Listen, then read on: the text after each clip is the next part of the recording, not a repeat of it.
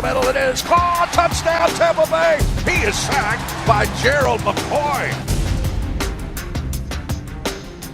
We are back on this edition of The Panel. Trevor DeGroot is with us, who covers the Buck beat for 98.7 The Fan, the FM sports radio station in Tampa Bay. You read Pat Yacinskis on ESPN.com covering the Bucs beat. He's been around the Buccaneers for the better part of 20-plus years. And Scott Smith, as well, has been around the Bucs for 20-plus years. Senior writer, Buccaneers.com. Cincinnati Bengals, the latest opponent now, coming to Raymond James Stadium. And Trevor, to you first, this is a third straight road game for Cincinnati. They've won the first two at New Orleans and at Houston. So it's a very interesting dynamic for them. Third straight road game, and the Bucs back at home. Yeah, and they've won 4 of the last 5, so they've really gotten themselves back on track after they had lost quite a few games in that New England stretch. They got shut out by Indianapolis, but since then they've gotten on a bit of a roll. They've gotten Giovanni Bernard back, who's been a very good complement to Jeremy Hill, good straight-ahead runner, good cutter, and Giovanni's a lot more elusive, more of a speed back. So they really like running the football. They're a very good ground team. And then you look on the at the wide receiver position, A.J. Green's one of the best in the league. Mohamed Sanu is a very good, capable possession receiver. There's some weapons on this team, on this offense, that could really cause problems. I think it starts with their offensive line, and their 2 tackles are fantastic, and they haven't given up many sacks at all this year. I love the running game with those 2 backs. I mean, that's going to be a real challenge for our defensive line, which has been playing a lot better lately. Even in the Chicago game against Matt Forte, I think he ended up with about 92 yards, but it wasn't really a awesome performance by their running game. The last couple of weeks, the running defense has been good, and that's going to be key. And unfortunately, though, Andre Smith is now out for the season with a torn right. triceps on IR. So that's going to be an interesting dynamic. Maybe Jacquez Smith has a big opportunity now with their backup right tackle coming in for him to All right, make an so impact. for so many years, they were known as the Bungles, but people may not realize this. I know the Bucs don't play the Bengals, but every 4 years in the rotation, they've been in the playoffs repeatedly over the last few years, and Cincinnati comes in thickly in the playoff picture right now in the AFC North, Pat. They're leading the AFC North, a very competitive division. The other teams are all 7-4, so this is a big game for them to try to keep that first place lead. So I'm sure they'll come in with all their weapons firing. Yeah, for the Buccaneers, we talked to Jeremy Hill has emerged, and they want to run the football Cincinnati.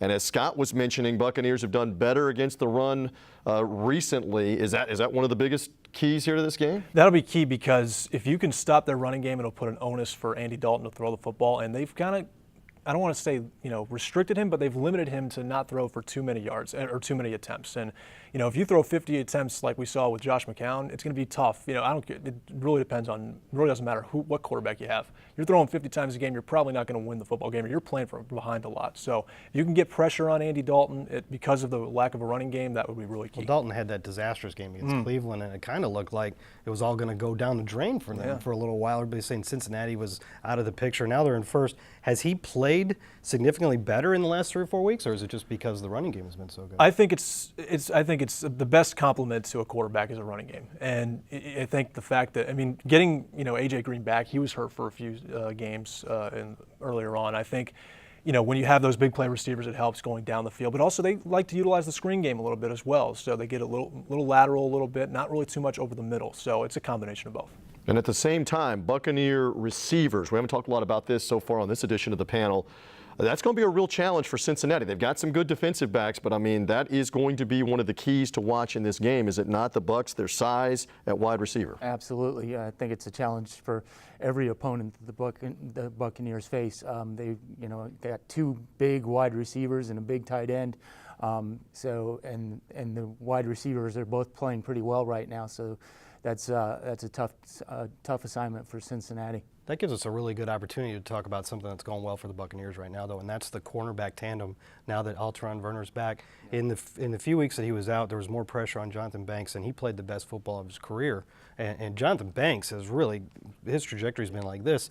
Now Alteron Werner's back. Alteron had a fantastic game in Chicago. If you look at some of the advanced metrics, hardly allowed anything in front of him, and also has been just phenomenal in run support. That's why he's one of the better grading out cornerbacks in the league for that reason. And I think looking back at that Chicago game, that was the best tackling I've ever seen these guys have all season. I think Alteron had a really good tackle coming down in. Jonathan Banks made a great third down stop on Matt Forte. Lovie Smith said earlier this week that Deshaun Goldson played his best game. So it's all starting to come together, as we mentioned earlier. The defense is finally kind of getting the scheme together, and they're really playing on their instincts now very well. See if that continues coming this week for the Cincinnati game. Guys, hang in there. We're going to come back and talk Buccaneer running game. What will it take to get things on track running the football for the guys in Pewter and Red? We'll discuss that momentarily.